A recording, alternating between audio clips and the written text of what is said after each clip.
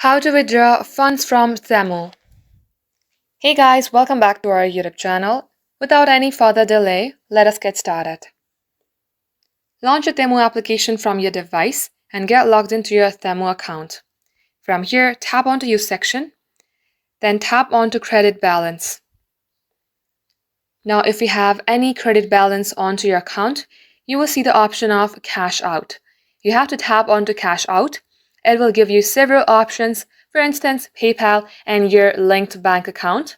If you would like to withdraw your funds from PayPal, tap onto PayPal and enter your credentials and tap on Cash Out.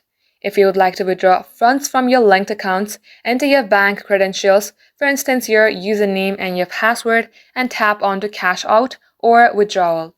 And that way, you will be able to cash out or withdraw your credit balance from your Temu.